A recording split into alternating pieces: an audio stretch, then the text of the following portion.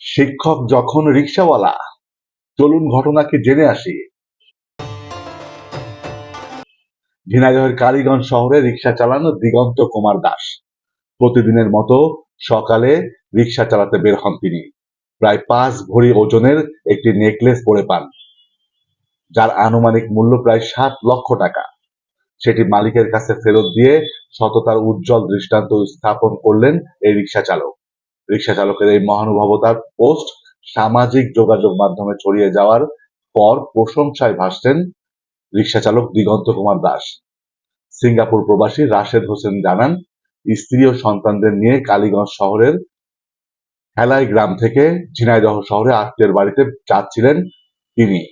পথিমধ্যে কালীগঞ্জ শহরের জনতা ব্যাংক মোড়ে পৌঁছালে অজান্তেই স্ত্রীর গলায় থাকা 5.5 ভরি ওজনের নেকলেসটি গলা থেকে পড়ে যায়।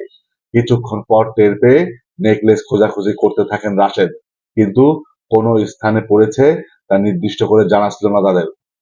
তিনি আরো জানান, এরপর শহরে মাইকিং করা হয়।